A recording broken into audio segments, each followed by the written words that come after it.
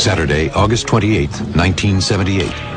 Donnalee Duhamel leaves her two daughters with their grandmother and joins her boyfriend Jake at the Frigate Bar in Culver City, California, outside of LA. He started playing pool, drinking beer. She started having conversation with some people at the bar. Before long, the 32-year-old aspiring model catches the eye of a good-looking stranger. One of the men had introduced himself as a photographer and was showing her page by page a photo album of pictures that he had taken. The photographer suggests a photo session. Donnalee eagerly agrees.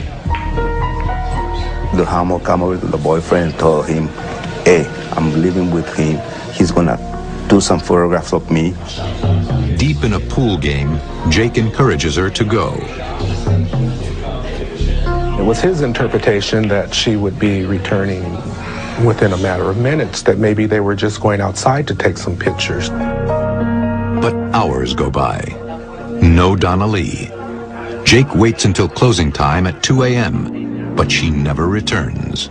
After so long of waiting there, her boyfriend finally left. Tried to find her, or call around, but, with no luck.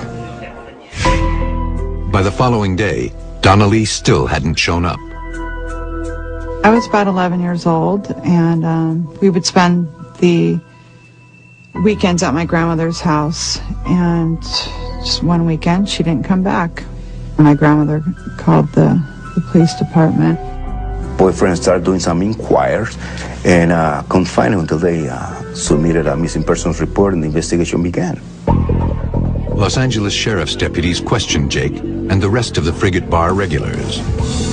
But the lights had been dim and the drinks were flowing. No one can give investigators a good description of the photographer. It wouldn't be the first time a woman left a bar with a stranger and stayed out all night, but her family knows something's very wrong. I knew in the back of my mind my mom would never leave me. We started to get worried about her, and time just went on, and we knew that something was wrong. 8 days later, and almost 30 miles away, a shocking discovery. The jogger had found her body, and he had called the police. She was found in the Malibu Canyon in plastic bags and dumped about 50 feet down the side of a road. Her head apparently was separated from her body, but they didn't know if that was from, if she was killed, if that was from that, or if it was just from natural causes. She was badly decomposed. She had been mutilated. The cause of death in that case, it was the coroner's opinion that it was most likely due to strangulation. Dental records and fingerprints positively identify that was the body of Donna. Detectives are desperate to solve this horrible crime. But after months of investigation, they fail to turn up any promising leads. There's a killer out there somewhere, and police can do absolutely nothing to stop him. Los Angeles, 1984. The Summer Olympics are in full swing. On the morning of July 6th, while the rest of the city celebrates, a store owner makes a disturbing discovery. Remains of a female's body was found behind a business in West LA. She had been deposited there sometime overnight. She was wrapped in a blanket and just laid on the asphalt. The victim appears to be in her early 20s. Her nude body has been bound with long leather shoelaces. Her hands were bound in the front of her. There was a ligature, I believe, somewhere on her leg or ankle. She was approximately 120 pounds, and the cause of death was described as strangulation. She had also been mutilated. As I recall, she'd had some tattoos removed from her body. There was a tattoo, as I recall, on her abdomen. There was a tattoo on her ankle that had been cut off for whatever purpose. The victim is taken to the LA coroner's office, identified as Jane Doe number 60. There was no missing persons report immediately on file, thus causing her to remain a Jane Doe. There were no other clues at the crime scene at all. It was pretty clear to the police as well as the coroner's office that she had not been killed there, that she had been transported from another scene and dumped. As detectives open their investigation into the murder of Jane Doe number 60, a teenage girl goes missing just 5 miles away. A young girl named Tracy Campbell was living in Culver City, the West LA area, whose family had recently moved from Montana to Los Angeles. With school out for summer, 15-year-old Tracy had the house to herself.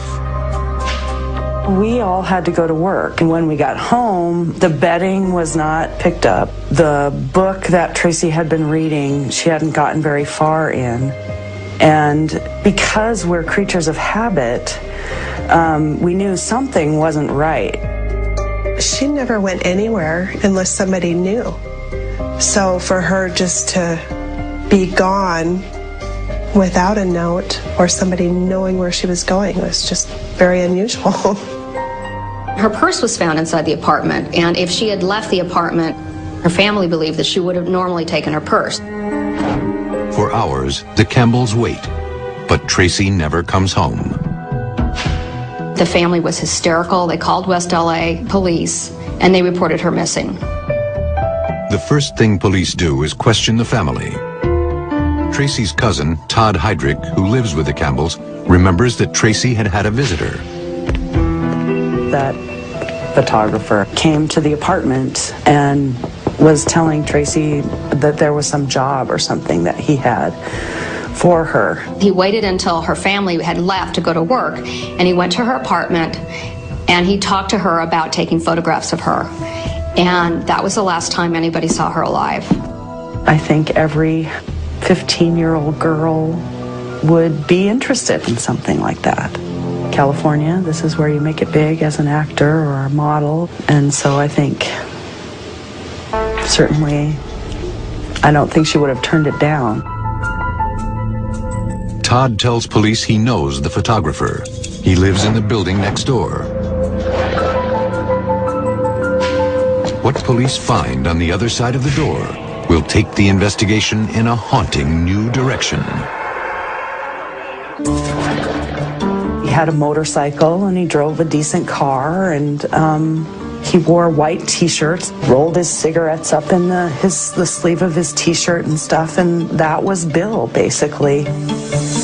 Investigators go to question Bradford, but according to his roommates, the photographer seems to be missing as well. The following day, an odd and disturbing note appears on Bradford's front door. There had been a note left on his door by his roommate stating something like, you know, the girl next door is missing. I hope you didn't have anything to do with it. Something along those lines, which was kind of odd.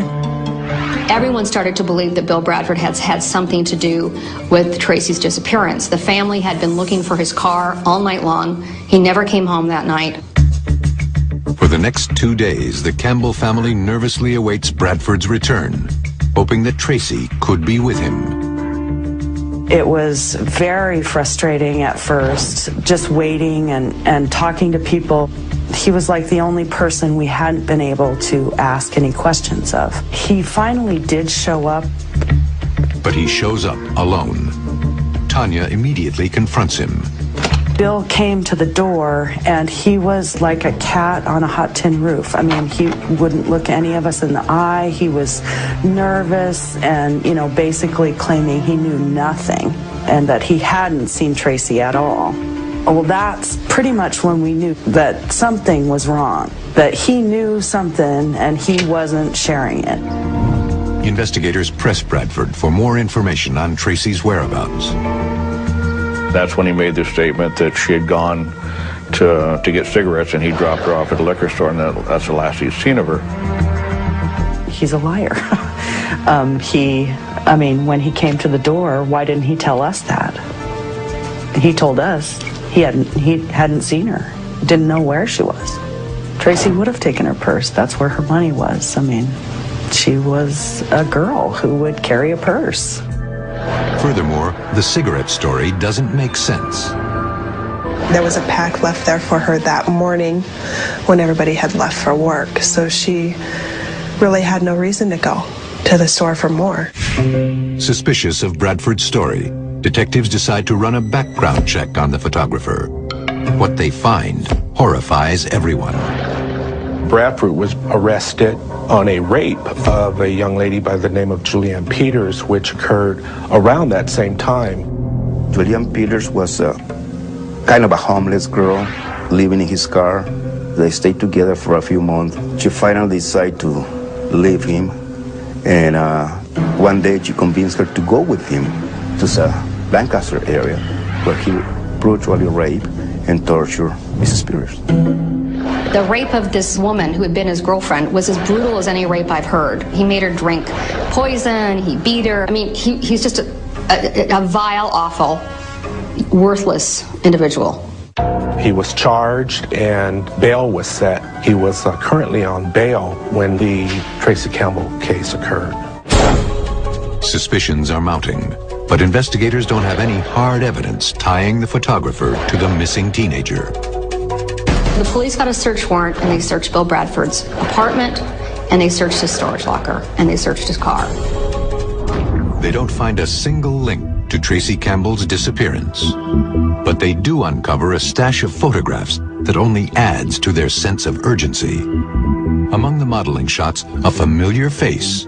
It's Donnalee Duhamel, the murder victim found in Malibu 6 years earlier.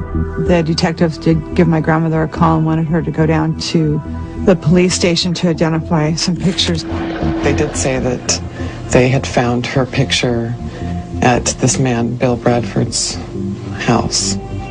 2 of the pictures were of my mother, but I did not recognize him, nor did I ever hear of his name before.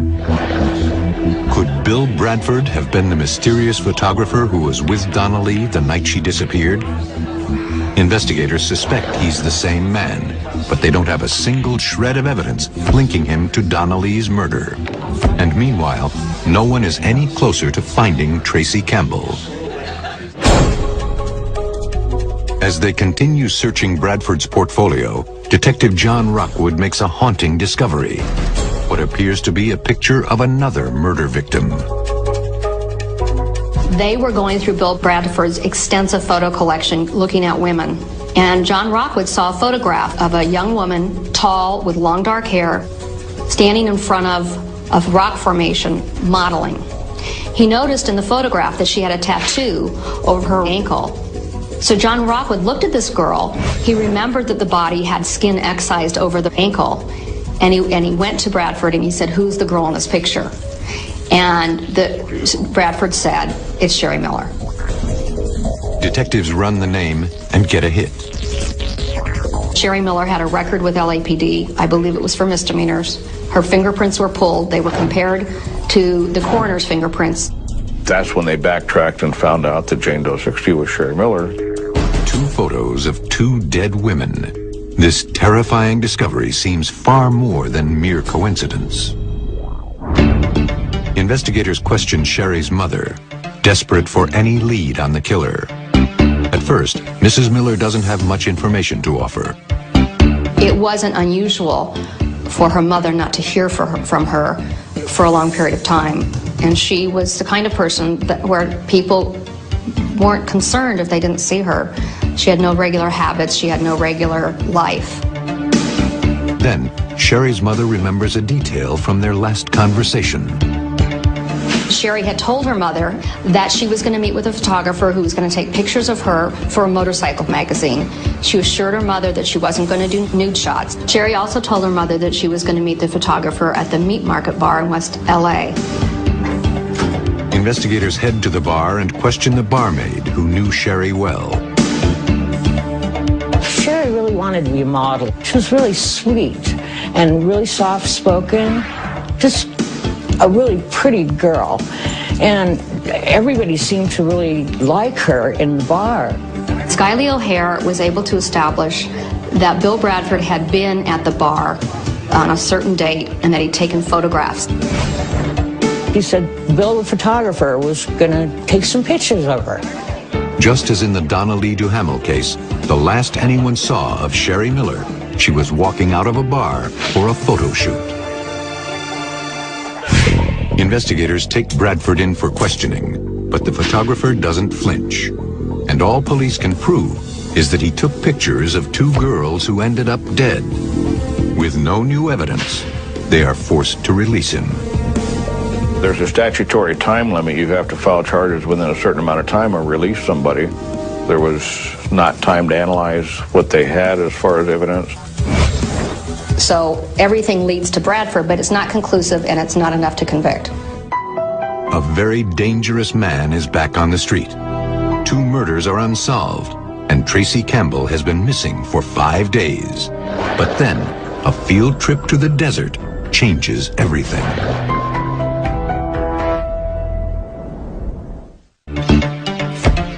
Investigators in LA believe photographer Bill Bradford murdered Sherry Miller and is involved in the disappearance of Tracy Campbell. He's their prime suspect, but with insufficient evidence, their hands are tied, and Bradford walks free.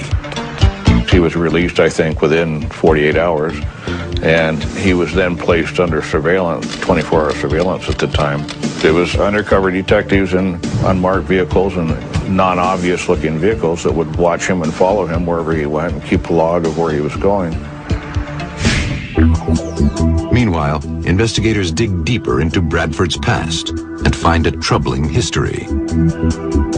Very early in Mr. Bradford's life, he became introduced to law enforcement. He started out as a juvenile offender, and he was actually arrested and convicted and did time in the California Youth Authority for crimes of property, burglary, and so forth. In the early 60s, incidents that involved sexual deviancy, indecent exposure, a lot of arrests involving drinking and drunk driving, exposing himself to young ladies, what's termed as sexual battery, illegal touching of women. And even more disturbing, investigators learn that Bradford was the prime suspect in yet another murder, the strangling death of a 23-year-old man named Misha Stewart.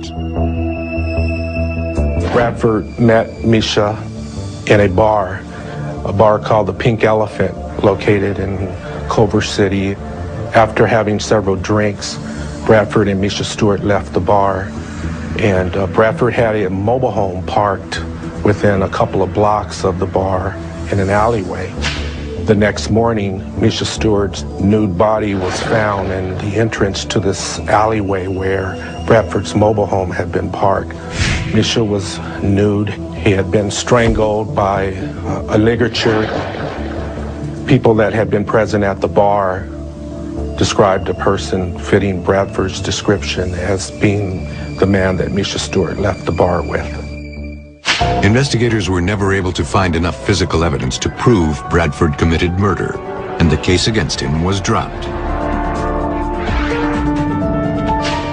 Now, detectives fear this predator will claim more lives unless they can find some way to stop him. Digging through their old files, they finally find an overlooked clue. The secret location 70 miles outside of LA, where Bradford allegedly raped his girlfriend. The rape had occurred in a place in Lancaster that was off the road. It was like a bowl. It was a flat area of sand and scrub with a big hill behind it and a rock formation. And they had the picture of Sherry Miller, and there was a rock formation behind it. She was standing on some rocks, some pretty distinctive looking rocks, and it appeared to be in the desert area. Desperate for any shred of evidence, investigators head out to the desert to search for Bradford's lair. And what they discover will blow the investigation wide open. With hundreds of square miles to cover, police solicit the help of an old camping buddy of Bradford's named Nick Kloss.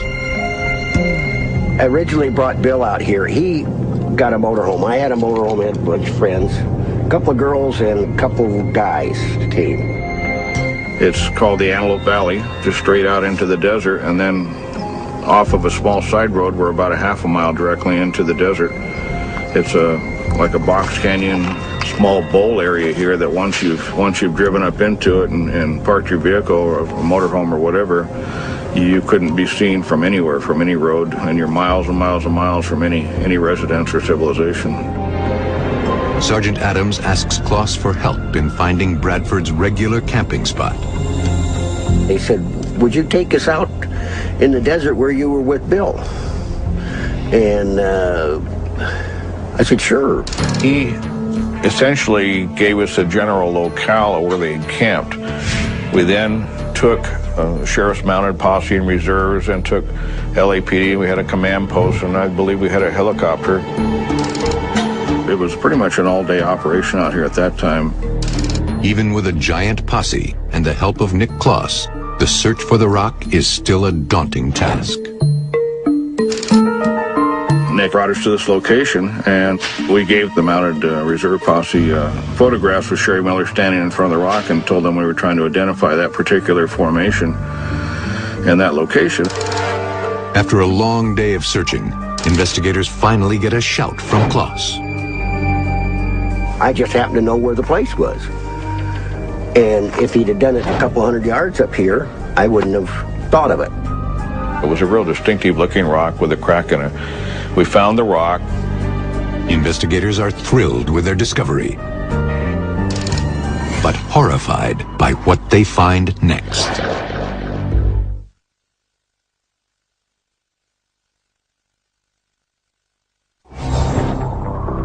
Police have found the exact spot where Bill Bradford took pictures of murder victim Sherry Miller. They had a photograph of Sherry. They looked up at the rocks, they held up the photograph, and they matched. It was the exact same rock formation. Scouring the area for clues, investigators make a gruesome discovery. Just 100 feet from the rock. In this little hollow area in here, we found the mostly decomposed body of what turned out to be Tracy Campbell. It was very badly decomposed. The hair was still there. She had blonde hair. Her arms were gone, her legs were gone, most of her torso was gone. She was mummified. Some of these flat rocks were piled on top of her, a few of them. Some of the sagebrush was piled on top. And part of her had been dragged out by animals and such, and she'd had a ligature or a blouse tied around her face and neck. This remote desert location now ties Bradford to the rape of Julianne Peters, to the murder of Sherry Miller, and to the mutilated body of his 15-year-old neighbor, Tracy Campbell. But there's even more compelling evidence linking Bradford to both murders. The blouse found on Tracy's body belonged to Sherry Miller. I mean, how did Sherry's shirt get on Tracy's head? They had never met, ever. And Los Angeles is a huge city. Ultimately, the police took that piece of clothing and they showed it to friends of Sherry Miller. And the friends of Sherry Miller said, that's Sherry's blouse. They were able to tie both murders together. Back in LA, investigators quickly tracked Bradford down at the Meat Market Bar, the very same place where he first met Sherry Miller. He was arrested at night. They came and just grabbed him and took him away. Well, he went willingly because he was sure that he had gotten away with perfect crimes. Bozanich successfully argues to combine the Tracy Campbell and Sherry Miller murder cases into one trial. The two cases were tied together so tightly that even though the defense tried to have them tried separately, there was no way to do it, because evidence of Tracy would be admissible in Sherry's trial, and evidence of Sherry would be admissible in Tracy's trial. Though the prosecution has no witnesses and no smoking gun, the circumstantial evidence in the Sherry Miller case is staggering. Now, Sherry also had a knife and some other pieces of jewelry that Bradford stole from her. And those were found in his storage locker in the apartment building where he lived in West Los Angeles. And we had a number of witnesses who could come in and say, yeah, that's Sherry's knife, that's Sherry's this or that. They found a pair of boots that were consistent with Sherry's shoe size, which I seem to recall as a 9. The laces that would have fit the boots were consistent with the ties that were on Sherry's body. So he took her boots apart and he tied her with the laces to her boots. Another critical piece of evidence is a watch found in Bradford's apartment. It contains yellow paint from a job Sherry worked just days before her death. When the police did their search warrant, they found a wristwatch that was a Mickey Mouse wristwatch, and it had paint in it, yellow paint, which was consistent with the paint that had been taken from the house in the valley that she'd painted. When Sherry's body was found, there was yellow paint under her fingernails, and we were able to establish that that paint was the same consistency, the same kind of paint from the house that she'd painted. There's less physical evidence in the Tracy Campbell murder, but Bozanich puts together a compelling case. You have a missing girl who's a neighbor of his who was last seen in his presence. You have her wallet inside of the house and a story from the defendant that he took her to buy cigarettes with no money. And so once you put the two cases together, it was a fabulously intricate but perfect circumstantial evidence case. It was an emotional trial for everyone, the families of the murdered girls and for the prosecutor. Sherry's mother was in the courtroom when we had the crime scene photos there, and I had to go tell her that her daughter's body had been mutilated. It was awful. She was, of course, horrified. The worst part was they let my mom go in and hear opening statements. And when she came out, she was just shaking and really upset because he had just been staring her down. I mean, just giving her dirty looks. I mean, it was just terrifying for her to be in that room with him. But without hard evidence, the prosecution knows there's a chance this dangerous predator could beat the system. He was truly evil. He was like a terrorist. He did on one occasion. I was walking in the courtroom and the other lawyers were up at the bench talking to the judge. And Bradford was sitting in his chair and he jumped up and he started walking towards me before the bailiff could get to him. And he said to me, "Are you wearing your falsies today?" And I looked at him and I said, "No, I grew these myself." And the bailiff got him and sat him back down. Bradford's bizarre behavior in the courtroom makes headlines, especially when he fires his lawyers and starts representing himself. Bill fired his attorney so he could question me himself. I believe that was so he could intimidate me. They had police all over the courtroom where he couldn't get me, and they had him shackled. And I was scared, but I wasn't too scared to tell him the things that he'd done to me, so that they know that he was capable of doing the things that he did to other people. First of all, I got pregnant. He tried to slam my stomach in the door at one time, and I pulled out everything but my hand, and my fingers were, this half was on one side of the door and this half was on the other side of the door. The door closed. I had to have my fingers sewed back on, and that was meant for my stomach. Bradford ruthlessly cross-examines his ex-wife. When he questioned me, it was very scary. And he'd ask me questions that would make me have to say some of the things that I did, like posing for the pictures or things like that, things to degrade me. The case goes to the jury, but it isn't an easy deliberation. 21 days pass without a decision. The jury came back after 3 weeks of deliberation. And I remember sitting in court, and even though I was confident, my heart was pounding so hard the blood was flowing through my ears, I couldn't hear. Finally, the jury comes back with a verdict. And after we heard the first guilty, it's like, oh God, we got him. It didn't surprise me. I think at that point, pretty sure he was a serial killer. The trial now moves into the penalty phase. In the penalty phase, the trial's all about him. Who are you? Why should we kill you, and why should we spare you? And I was waiting. I wanted to see, how did this monster come to be? And ultimately, we never learned what it was. Bradford refuses to defend his actions or plea for leniency. Instead, he taunts the jurors. The defendant is allowed to go last in the penalty phase, so that's the last thing the jury hears. So they get sort of the benefit of the last word. And Bradford stood up after David Kahn had argued he should be executed and said, he's right. Think of all the others you don't know about. I think that's a chilling statement to make, you know, during the stand up in front of the jury who's going to decide whether you live or die, and to tell them, might as well kill me because there's a lot more you don't even know about, essentially, is what he's saying. He was good at covering up his tracks. And even with the ones that they found, I don't think they found them all. Bill Bradford is sentenced to death. Even then, his shocking outbursts aren't over. Following Bill Bradford's sentencing, he called in one of the LAPD officers into the court lockup and essentially admitted to killing Misha Stewart.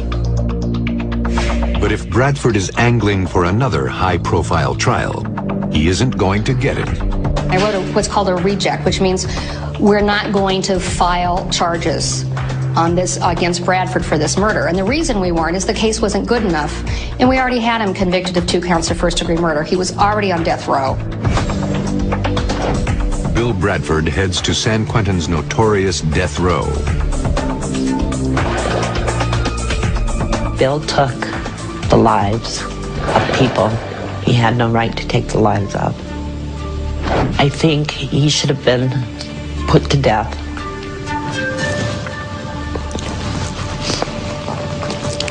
Right then and there. Nearly 22 years after the murders of Sherry Miller and Tracy Campbell, LA County sheriffs crossed paths with Bill Bradford one more time. In July of 2006, an unsolved homicide strikes a familiar chord. One of our detectives was looking through an unsolved homicide case, and he thought that the MO was a little bit familiar with the Bradford case because he'd been back far enough that he remembered the Bradford case. So he pulled the Bradford case and pulled the file out of our library. And what I found was that there were an awful lot of photographs of women in various stages of dress and undress sexual activity. Here's this man who boasted basically to a jury in court that you'll never know how many I killed, and we have all these photos. Let's see what we can do to determine their well-being, or to see if possibly there are other victims. Could Bill Bradford have claimed more victims? To find out, the LA Sheriff's Department digs into the dark secrets of Bill Bradford's photograph collection once again.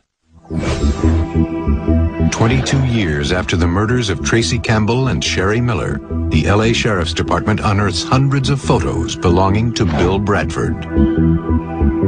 The pictures were put in a box somewhere, but they were, I would say, misplaced for a period of time. They appear to be a lot of photos of women. Some were like professional models posing in bathing suits. Others were pornographic. There were graphic sex acts being performed, men and women involved. We researched the case and we couldn't find out anything that tell us that somebody did something to identify those females. So our goal is to identify them all alive and well, if it is possible. There was only one thing to do, and that was find out if these additional women were victims of Bradford or not. The Sheriff's Department calls a dramatic press conference. We put together a board with 47 different women, I believe it was. We took it to the press. We got a great deal of attention for this case. The media approved our best asset in getting the information out to the public during a press conference in mid-July of 2006. We've received, I believe, totally in excess of 5,000 phone calls and emails. The release of this information to the public was overwhelming. Our phones started ringing here in the office, and they didn't stop. The initial response to the internet website caused it to crash. The public identifies half of the women showcased. I was on there. He took pictures of people that were around our lives at the time that I was with him that I had no idea he had taken pictures of. So I know he spent time with them. There's other women wearing my clothing and stuff. Number 28 on the bulletin board is Donnalee Duhamel, the woman found dead in Malibu nearly 30 years ago. It was devastating. I broke down at work. I was trying to get out of work before I started crying, but I didn't really make it. I let go of my mom's murder and I tried to move on. When there was no resolution, I always wanted resolution. I wanted someone to be convicted for her murder. After a lifetime of unanswered questions, the victims' daughters want to see Bradford prosecuted for their mother's murder. We're all hoping that by keeping the story alive, that they'll continue to work on the case, and hopefully we'll get the answers that we're looking for. In response to the outpouring of information, the Sheriff's Department releases 2 more poster boards. We're still working leads generated from the release of the initial information, so we're not short on leads. However, we've to date been able to identify 5 individuals off the second board, both male and female. The investigation is ongoing today. We continue to follow up each and every lead. You know, I'm still sending detectives all over the country as warranted, and we are making progress. Bill Bradford remains on death row, but an execution date has not been set. There's no race. I understand that there's an appeal process that he is currently undergoing. He will still be alive when I retire from this job, so there's no urgency, once again, in rushing to get this interview conducted with him. Bradford's killing spree is over, but for the families, the horror and the heartache will never end. One of the biggest lessons that I learned from all this is the bad guys don't wear black. You can't pick them out of a crowd. My thought is he's a cold-blooded monster. To be able to do this and no feeling. Heartless, not human. I lock myself in my house at night, and I've got to make sure every single thing is locked up. I'm terrified every day that this man's going to get out and he's going to get me, or he's going to get my children, or he's going to have somebody do it. Over 20 years later, it's a case no one will forget. When you work murders, you have to think of victims as being a piece of evidence, because you can't, if you personalize things too much, you go nuts.